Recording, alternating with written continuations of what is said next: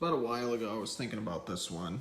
I mean, even though this one's kind of like a given in most cases, but what about the rest of the legendaries, though? So, I mean, some legendaries are obviously gods. You know, for example, like the Tapus from Gen 7, the Island Guardians. They were always like supposed to protect their islands from the Ultra Beasts and all that, or any kind of danger. There was also, you know, like obviously Arcturus is the creator of the Pokemon universe that we know of, and there's evidence to believe that Arcturus was the original beginning. So it's like, you know, it's a god of some kind. But, you know, but what is a god to begin with, or a deity, or a goddess? Basically something that has mystical powers and can be a gender. But if you're one of those people that wants to argue that a god is technically genderless and a goddess is genderless too, because, like, you know, like a god could become a goddess and a goddess could become a god if you want to go that route. Yeah, I guess you could say it really doesn't matter in this case. But, you know, but anyways, as far as Pokemon goes, you know, most of the legendaries, they are genderless, even though at the same time, and there's really you can only catch one of them on each playthrough. So it's debatable if, you know, based from what we understand, if maybe they really are just gods, or they're basically legendaries that have like mystical powers that have the ability to watch over a certain region of the world and all that. Like Dialga and Palkia are like the guardians of time and space. And while there's other Pokemon, like for example Celebi, that, you know, can travel through time and has the time traveling powers, obviously there's some legendaries that can beat them at their own, you know, because they're the masters of that time power. So yeah, I do think that all legendaries to some degree are some kind of gods and goddesses, but it's like some of them are more than others, and maybe some of them are just at the halfway point. Like for example, like take like dragon Pokemon for example. They're not less necessarily legendaries, but they're what is known as like the step before it though. So like Dragonite and you know, Salamence, Tyranitar is not a dragon type, but you get the idea. Yeah, like Pokemon like that, you know, they're not dragons. No, Tyranitar's not a dragon type, but it's like it might as well be like really strong, like it is a legendary that can only be found in certain locations, you know. They all Pokemon contain like certain powers to an extent, and depending on like what their purpose is in that field or where they reside in, its or residence, you know, it could very well depend on how royal and how secure the Pokemon really is, based on its atmospheres. Like the one that really kind of threw me off was like trying to think of like the legendary birds, for example. Like Articuno saves people in cold mountain regions. Zapdos is, you know, it's got so much electricity, it might as well have given Pokemon, like even if it was scrap, like Gorochu was considered to be like a really strong Pokemon, but in a different sense. But we never got a chance to see Gorochu, so it's kind of hard to really tell like where an it would have based itself off of. And so like Pokemon like Zapdos are like super strong, and you need like certain Pokemon just to survive it or tank it if you're trying to catch it. Ground types are good, you know, so that way you don't have to deal with electricity. But another one could be, you know, then you have like Moltres, where like, you know, it's fire burns so evidently that people awe it, but it's like where, like what powers would Moltres really have, you know? What places does it heat up? Does it keep volcanoes alive and active?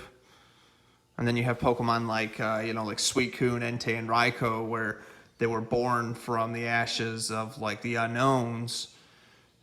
So basically a bunch of lost souls, and it was thanks to like Pokemon like Ho-Oh that was able to save them, because Ho-Oh, while it was stated in the Gen 2 prototype a lot more than the original games were, it did state that Ho-Oh actually was a legendary and a god, because it basically saved a bunch of people from a lost purgatory. And this is a big deal in Asian cultures, because lost souls typically mean like, you know, they're still trying to find the afterlife. They don't know where they're at, or they're suffering somehow. So, you know, leave it to a hero to come save a bunch of lost people and find their way somehow to make progress. Or so. But then you have someone like Lugia, where it states that, and this is a mystery I still come back to because I really want to know more about it. Ho-Oh's counterpart was Lugia. Lugia and Ho-Oh were known as the Tower duo, Legendaries. They resided in the same town, but something happened one day where Lugia's tower burned down, and Ho-Oh kind of got like over exemplified of it and went out to go try to go find Lugia. That's how I envision it, at least. And so Ho-Oh had its powers and Lugia had its own. But again, if you ever played Gen 2, Lugia was still around in the Johto region. It didn't go too far. It was just in a different location and at the bottom of the sea where, it probably figured, it was probably best to be left alone for a while. And so it just basically was using like telepathic powers and all that to, calm the seas, and it controlled it was basically the guardian of Zapdos, Moltres, and Articuno, who they watched over. So, Lugia is technically a god too, because it's got like all these mystical powers that, even to this day, we still don't know all of its powers. I'd still argue even Ho-Oh. Ho-Oh has like the ability to bring people back to life, and Lugia has the ability to probably do the same thing, but like its psychic powers allow it to like control weather proportions, but much not like how like Thunderous and Tornadoous and Landorus are like the mystical genies of weather.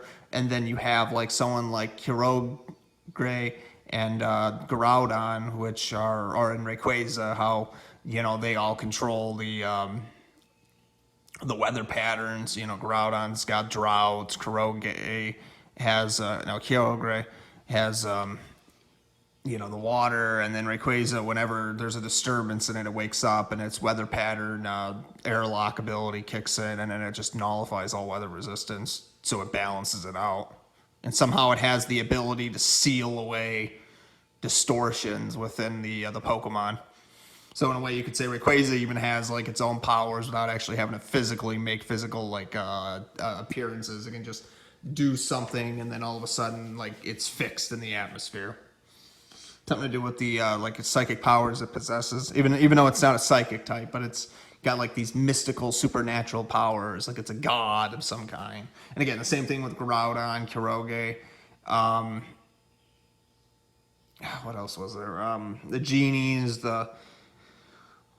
I do think that all like Pokemon that have supernatural powers, they're powers that are implemented by some unknown force of energy that done in a certain way and in a control of different elements. And it really depends on the kind of Pokemon too. Rayquaza's a dragon and a flying type.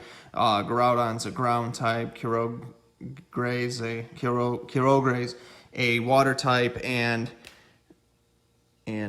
like some of the other Pokemon, they would be depending on their type matches and the time travelers and the time and space and in just their habitats too. Some Pokemon I do believe have more powers than others. I do believe some of them, maybe they're even the same legendaries that have been there since the beginning too. Like, maybe it's the same Reshiram and the Zekrom that we've seen. And then there was the same, like Kurium was saying that before that, Kurium was like the second half of Reshiram and Zekrom. They all could have been just the same ones. Maybe there was no second one, and so every time we see these legendaries, like it's the same guardian that had been in there. And let's say they do breed, like they could breed with Dittos technically. I mean, Ditto is a Pokemon that can somehow create itself, or maybe the Pokemon themselves somehow like reproduce like with their own mystical powers, that they can somehow like make clones of themselves, for future generations. Some Pokemon, it's obvious they do breed, so I wouldn't be surprised. But it is interesting though that why some of them were given genders and some of them, like while they're still genderless, kind of look like they're like, you can tell like what gender they were going for, like Tapu Fini and Tapu Lele, for example. They're genderless, but technically they're female, just by the looks of it. Same thing with Coco and Boo Boo. Was it Boo Boo and Bulu? I forget which one. It's like the bull one from Gen 7. And then all these different types of Pokemon are really interesting. I do think, at the same time, though, I do think that even in a Pokemon universe where there's like so many different things, like, like an infinite universe, I wouldn't be surprised in the slightest that, maybe there's an infinite number of Legendaries too, maybe a bunch of Legendaries we haven't even seen yet. I mean, not just, for future generations, but like that could exist right now. Like, for example, because, you got to really think, like, how far into the Pokemon series could we go that we don't see? Like, we got Pokemon that came from space that we don't even know where they're from, but they came somewhere. Like, for example, Deoxys. It's a DNA virus Pokemon that was created by an alien race. Now, the video of itself this could be a different topic for another day, but is the virus itself, was it actually created by the same people that created Deoxys? Could Deoxys, in Deoxys' form, been the alien race that created him? That's exactly what they look like?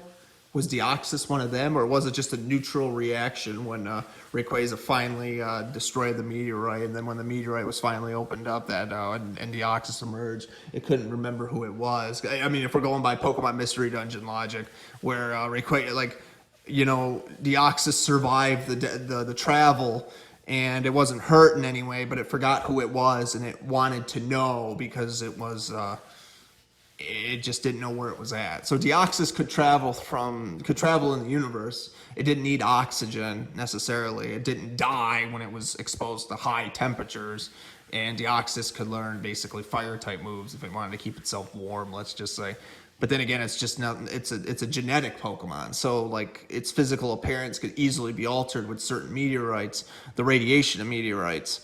Kind of like what I've said before, like why certain Pokemon evolve with certain elemental radiation. Some Pokemon they do that, and then they change their types and appearance. Like like an Eevee has the ability to evolve into like tons of different, and maybe there's tons of Eevee evolutions that haven't even been invented yet that we don't even know about. That'd be interesting to think about. So that's pretty cool, actually. Another idea. So what if, and as far as like other legendaries go, what would their purpose be too, aside from it feels like I feel like what we're getting into is it's kind of like how we're looking at like the Dragon Ball Z universe and all the oh geez, I don't want to get all the names wrong, but like Goku once said to Gohan, because Gohan asked Goku, why does he always train? He's like, because you never know when someone more powerful is going to show up, and he thought it was his destiny as a guardian to always be ready for that. So, he was always training and always just waiting for that opportunity to find somebody who was just as good, if not better than him, so he could learn from them if they were willing to teach him. Like, like for example, like Hit the Legendary Assassin, if you watched, when they had like the legendary battles with the universes and all that. I guess the point I'm trying to make is, you never know who you're going to run into, but at the same time, there's like all these different individuals that are out there that, they possess their own powers and, and they all have like their own mystical side that even they're trying to still figure out that other people don't know about. And so it could be like the same thing with the legendary Pokemon. There could be other Pokemon from other planets that exist right now, like that we don't even know about, because as far as I'm aware, Pokemon is kind of like, it's like a parody of our reality. Every place is based on somewhere, and again, and like Satoshi Tajiri even stated, if like when they create new ideas, it has to be based on something. And so if the universe is infinite and there is a god that created like all the Pokemon, and even the god itself came from somewhere, let's just say, again, Arcturus in this case, then what can we not imagine that has yet to be, what can we not see yet that has yet to be implemented? Like, for example, Arcturus's powers, aside from it being like an alpha of some kind, it has like, if you really want to go all the way to the top and have something to compare it to like everything below it, it basically would mean like, we don't even know what Arcturus really looks like. Like, we know it's like a kind of like a mythical Pegasus. It has like the ability to hide like its typings, and it's kind of like its lore and history within like the unknowns, and it has the ability to take advantage of like the surface around it and all that. It even had like, it stored its energy in tablets. Like, you remember those stone tablets you collected throughout Pokemon Pokemon, and they all had like some sort of engraved message on it. Like there was some kind of riddle there that was just like lost in a different language, and no one really knew what it was. But eventually it was found out that Arcturus left them as like some sort of like a scavenger hunt, and then only the truth would be revealed once the Pokemon eventually came forth. So it was really interesting to think, like it was testing people basically, trying to see if anybody was worthy enough to like find it, and if anybody could eventually, you know, see where it existed. So anyways, another one that's really interesting, one that I thought was cool, was if we were to take into consideration with more with Arcturus, but even more to the point, like its parents and beyond. You know, we don't even know what Arcturus's like, you know, gender and its physical appearance looks like. Because again, going back to what I said before, you know, if a deity can change, the powers it possesses, it's like an all-around, it possesses like near perfection, or perfection if you want to argue that. It has the ability to do anything it wants at any time. And so, like the way it's described, Arcturus has like 1,000 arms. We have never seen what its arms look like, but we can only imagine it shaped the world in its own image. Now, how Arcturus achieved all this knowledge and its simplicity and complexity, whatever you want to go into it, it does make you wonder though, because first of all, like, you know, what are those powers? Second, what does it really look like? What does it want to look like? And third of all, what does it mean as far as like, you know, like the supernatural and the world of what we don't know yet? You know, like all the things that are in front of us that are like not based on size, but it's like based on like it you know, because like this is where it gets really confusing, because this is where like the science comes in. So you think about the supernatural, the afterlife, and spirituality, you know, and like, you know, the mortal world and humans and all that. And so basically there could be stuff like that surrounding us right now, like especially in an infinite universe, that we just can't see because light doesn't mix with our eyes. That's usually what we do to perceive color and all that. You take your eyes take in a certain amount of light, and it can it's like also the reason why Albert Einstein was like way ahead of his time when he was explaining like the theory of relativity. And it isn't just a theory. There's evidence to believe that if you pay really close attention to it, the reality we live in doesn't really seem like it's always accurate. Like there can definitely be a lot more than what meets the eye and beyond that. So if there's stuff that's invisible, that's like right in front of us that we can't perceive, whether because, you know, it just doesn't mix with our eyesight or we're just perceiving it wrong, but it is real though, it's not a simulation, let's say, you know, it does make you wonder, you know, the cycles of cycles and the power of infinite, you know, possibilities. You know, what is right in front of us that we don't see? What about Arcturus? What about the gods and all that? Why do they choose to be mysterious, but yet it's kind of like when Giratina watches us from the distorted realm. Like I don't remember where the picture's at, but it had a picture of like Giratina's face like in the distorted realm watching everybody, and everybody else is just kind of doing their thing, being happy. And it's interesting because it's kind of scary when you think about it. You know, Arcturus is slowly watching the world, and you could really think of Arcturus as like a neutral position, where it's like it's capable of being like a god of like they say in Dragon Ball Z and all the dragon sagas and all that, where they say like you have like the gods of destruction, like I'm trying to think of his name, I just can't remember it. But you basically have like you have all these Pokemon that are kind of like the same way. You know, they were created by somebody else. Like something like Mewtwo, for example, would kind of maybe not necessarily be the best example because it was a man-made Pokemon, but it was made from like the genetics of Mew.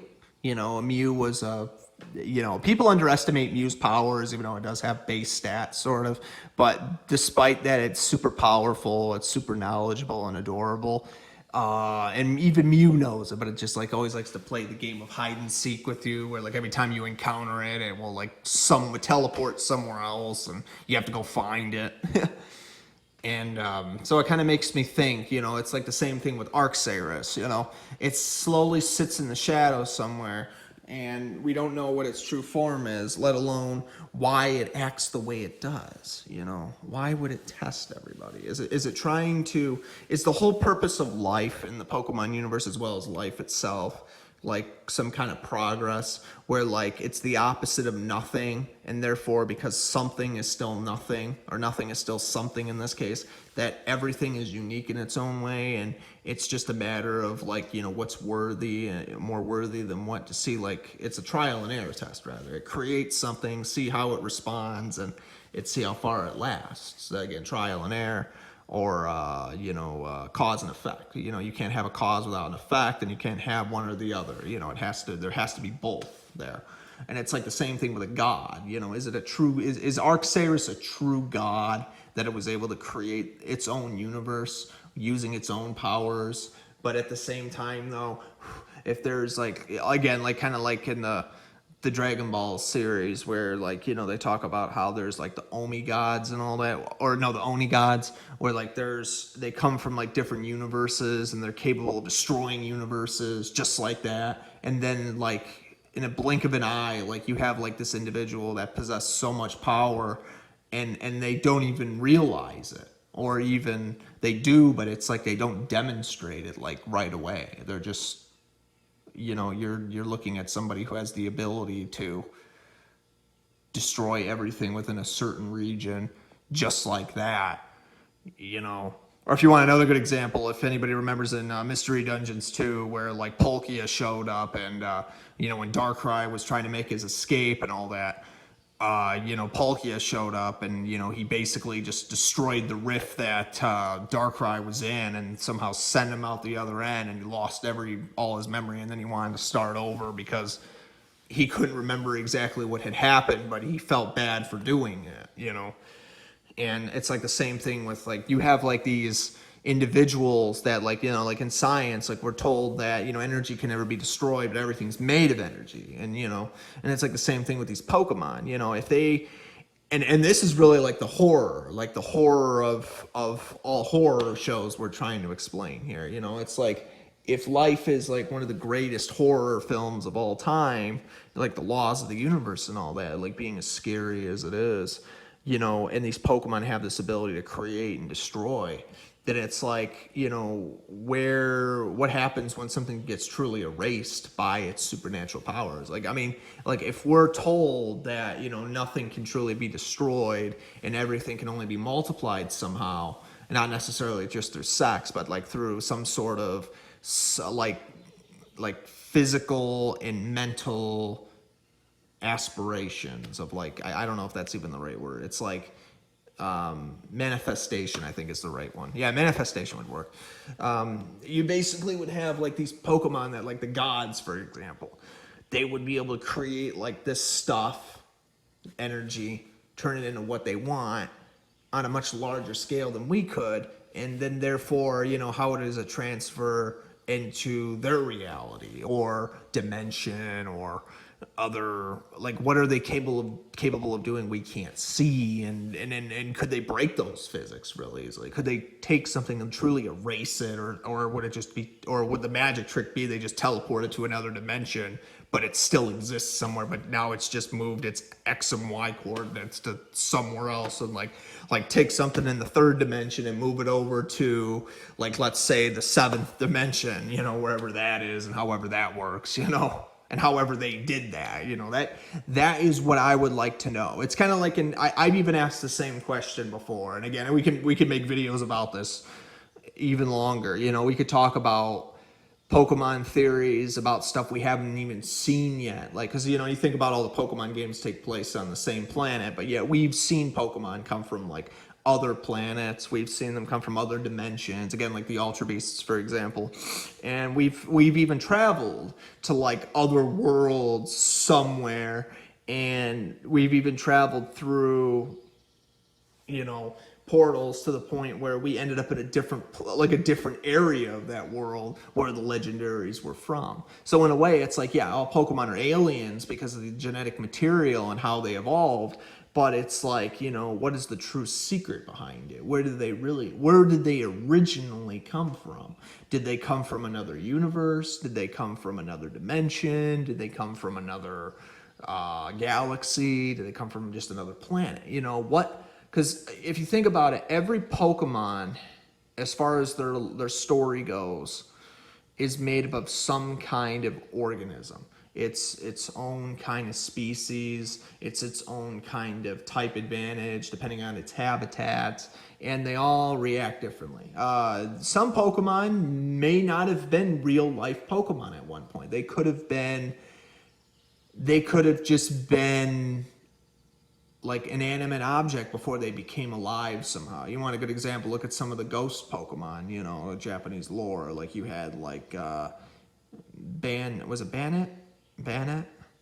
You had Bannet and Shrumpet, where like they were originally just Pokemon that were just dolls, and then they became cursed somehow, and then it became a living, like a demon somehow came into it, and now the Pokemon, is it like, and those Pokemon, like, are they just the puppet themselves, or is the demon that's possessing them really what they look like, or is it, or is the demon still, like, we don't know what it really truly looks like, It's something to think about as far as Pokemon lore goes. Another good example, again, like I said before, like with Arcturus and the other, they have their own agenda.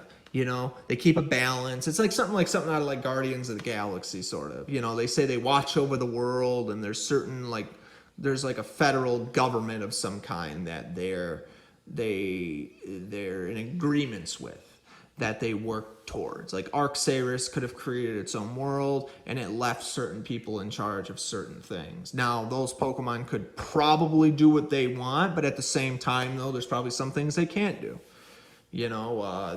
Good example could be like maybe Palkia is not allowed to travel to a certain dimension at a certain time, or maybe Dialga can only access so much time variables. It can't use its powers to overthrow its master or overthrow its creator somehow.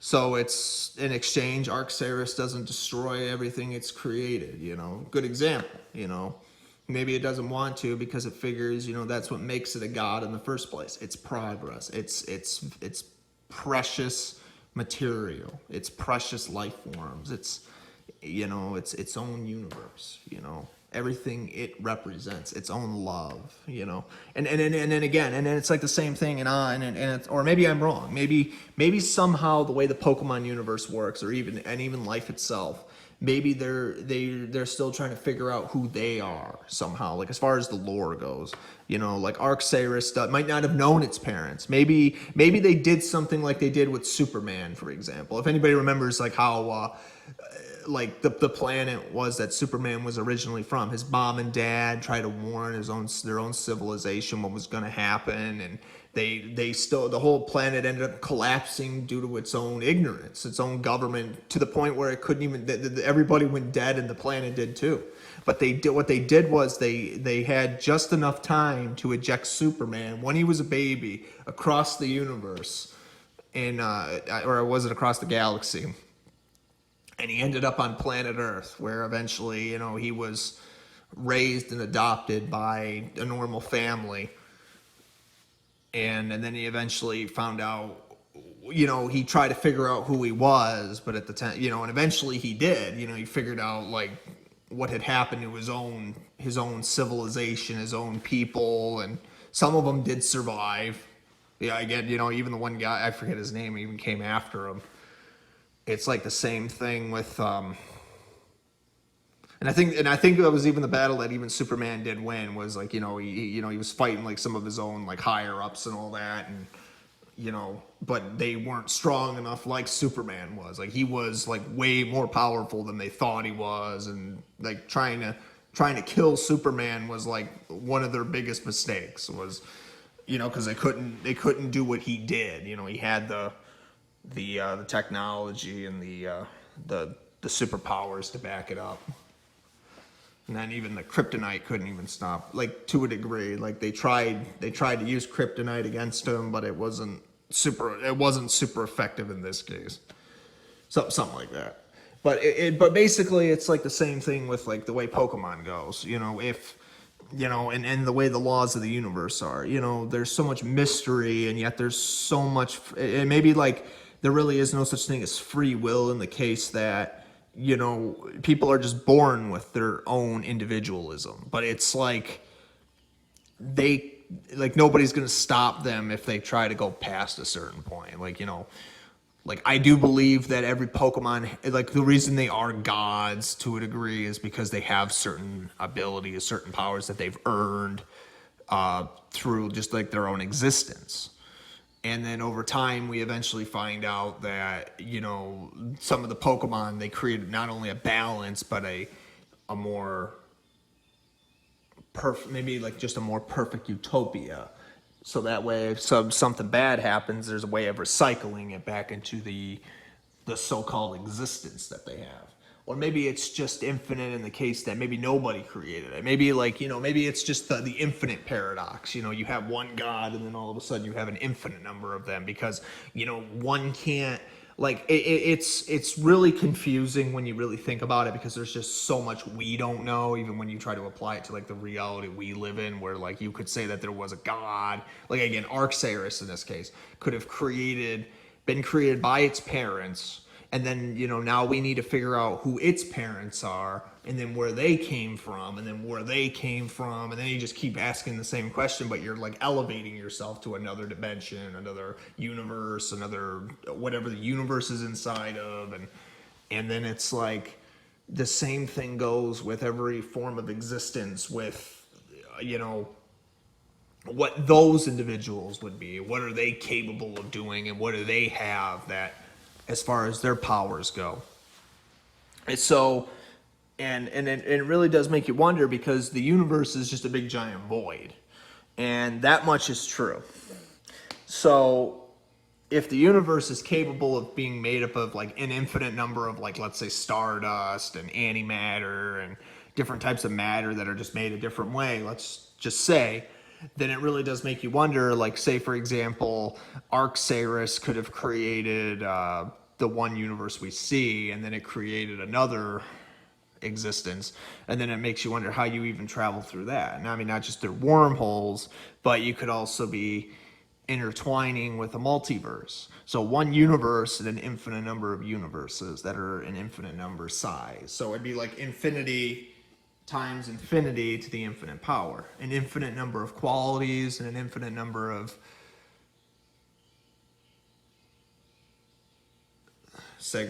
not segregation, but like it's like a term, like everything's all divided somehow. Not divided like, like everybody's against each other, but divided as in like they're all separated. So like all planets are like I'll give you an example. Like, you have like, you could take like our galaxy, for example. You have the Milky Way galaxy.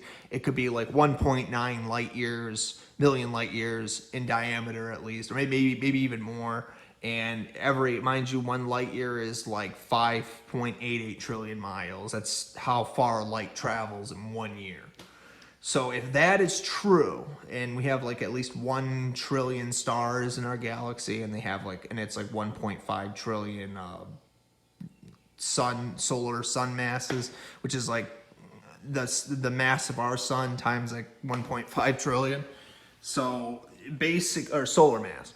So basically it would be like, that's a lot of stars, that there's a lot of areas to travel. I mean, even our solar system isn't even like a light year, even in comparison. I forget. I think it's like 122 or 24 astronomical units.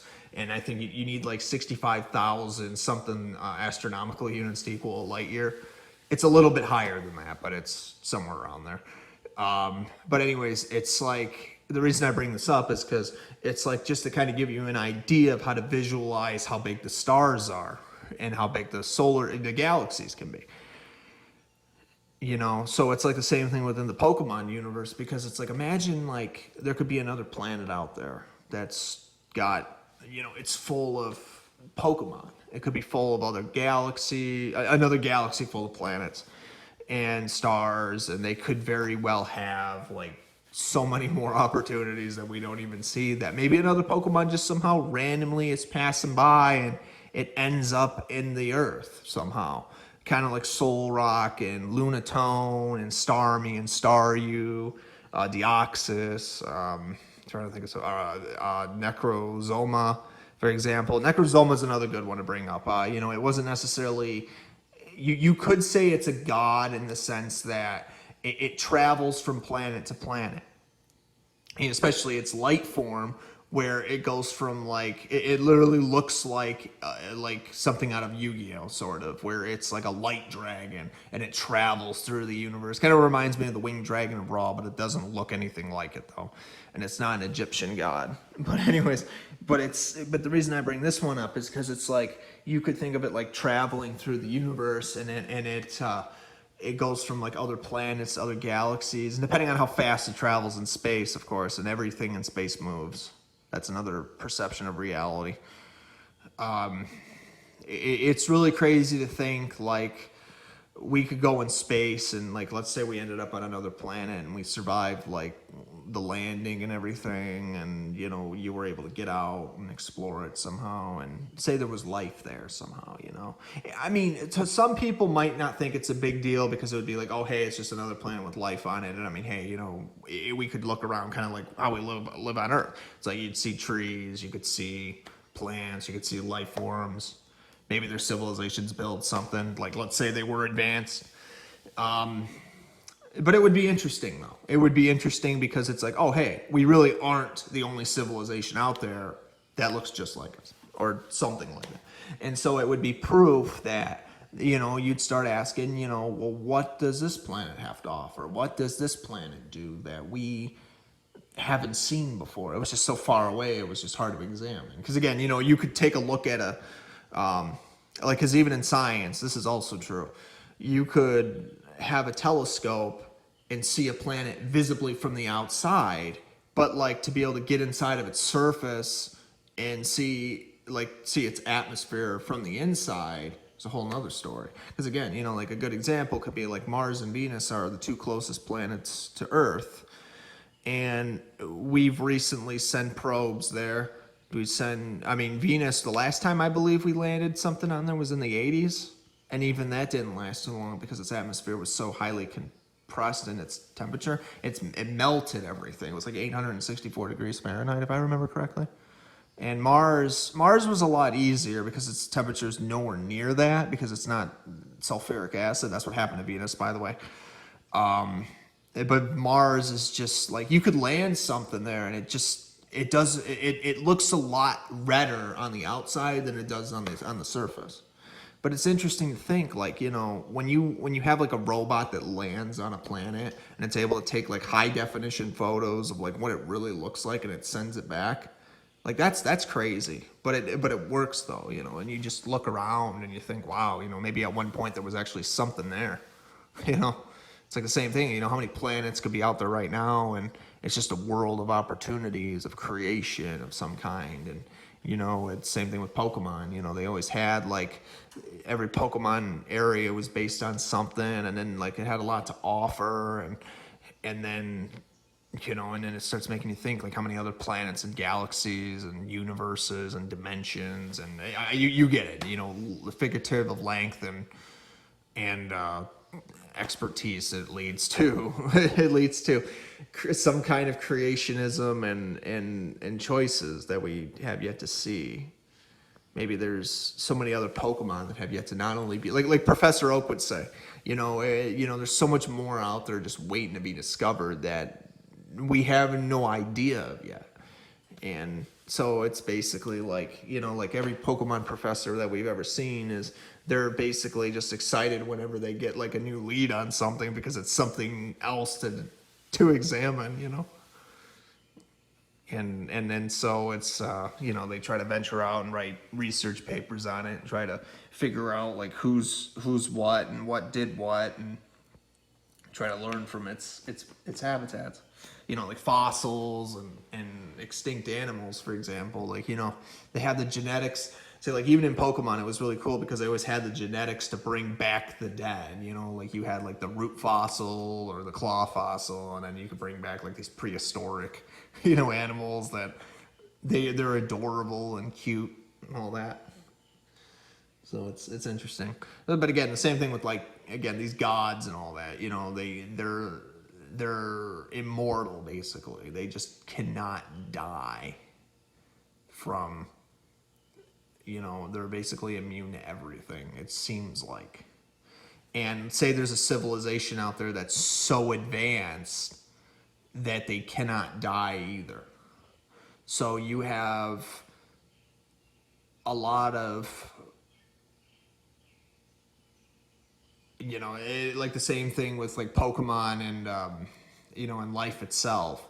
You know, how many possibilities exist right now that are just waiting to be discovered that exist right now that, you know, if anything, you could just take, you know, it's like a metaphor for a very long video, you know, what opportunities exist right now that are waiting to be discovered, that exist right now. Maybe we don't even see it. Like it could be right in front of us, you know, like an intelligent design and some kind of like law of existence where it's just, you know, what's waiting to happen next and how much longer will it be until that dream's achieved, you know, whatever that dream might be.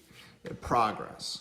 It gives light, you know, basically we could take it like that's proof in the Pokemon universe that it's a never-ending story, basically. One story ends, another begins, you know, and especially with the new generation of like, you know, existence, you know, Pokemon, it's the same thing, you know, like the Pokemon will live their lives, they'll have children, and then those Pokemon will go off to like do something else, and or maybe they just, you know, they just occupy a habitat somewhere nearby depending on the region and the area, and you know, it tells a lot about like the area. Like, you know, you're gonna find, like maybe you find like an abandoned ruin somewhere, and you know, and it's supposed to, you find a bunch of fossil ancient Pokemon that, you know, maybe they were left there from like previous generations as like proof that their existence and civilization was there. And then now the question becomes like, who created these Pokemon and where did they come from originally? Who was they civilization? Like, you know, like, yeah, like the fossils, for example, and the old unknowns and all that, you know, was, you know, it told one story of a, you know, like of how like maybe it was like Hiroshima's bombings and all that, and or maybe not even that, maybe it was another fallen city in Asia, and it really does make you wonder because if there is some kind of realism tied to it, you know, maybe in real life, you know, it does make you wonder, like, you know, how much effort somebody really put into those areas. You know, somebody, again, like Satoshi Tajiri, every idea was based on something. And so it does make you think, you know, what are we really not seeing here that could have been there this whole time? A lot of Pokemon, you know, again, a lot of Pokemon, a lot of legendaries, you know, they could have created a lot more that maybe future generations would be able to find out. But at the same time, you know, maybe there's just so much more in the series that we have yet to even reveal because we ourselves haven't been that far yet. So it does make you wonder, you know, and not to mention it really does make you wonder, who are these legendaries, like based on, you know, they're like sub-guardians of like a secret society maybe, you know, they exist, but they don't reveal all their secrets, and that's what makes them even more you know, magical and mysterious. Again, I'll give you another one because I haven't brought it up yet. Jirachi. Jirachi has the ability. What does Jirachi do? Grants wishes, right? So if Jirachi can grant wishes, and Jirachi was like another Pokemon that came from like the stars and all that, because it basically was a star Pokemon. It you know, but what was Jirachi's gig though, aside from, you know, granting wishes? Like it only was awake for 7 days, I think, out of every 1,000 years. And so if that is true, like even the eye on its stomach, its tummy would open up, and it had like it's like an eye of truth, an eye of knowledge. It knows everything. You basically could say Jirachi was a god because it was kind of like Uxie from Gen 4, where it had the ability of knowledge, and even peering into its eyes, it had the ability to wipe your memory totally. And so although that does sound terrifying in its own right, it does make you wonder how somebody acquires such, Uxie was basically a legendary, a psychic legendary. Same thing with Mesper and Azelf, or Azelf. But anyways, yeah, it's interesting to think, like, it does make you wonder, how many different ways we can think of the Pokemon series, even if we overthink things. And so I think it's, again, I think it has a lot to do with progress, because at the end of the day, it's, depending on who we choose to be and, the things that we discover, whether Pokemon's, obviously it's fictional in this case, but but who knows? Maybe in real life, the idea is like, there could be a civilization out there on another planet where it has certain species could exist. Maybe there is a Pokemon out there somewhere. Maybe there's a planet full of Cyndaquils somewhere, or, but who knows? What civilizations and habitats and animals are out there waiting to be discovered, and what does it all mean? It's the joy of life, the progress that we don't know about. But at the same time, though, these creators, these deities, rather, what was their purpose and who were they? It's an answer that begs questions. But anyways, if you're not subscribed already, please subscribe, and hopefully we will find more legendary Pokemon that have yet to be discovered very shortly.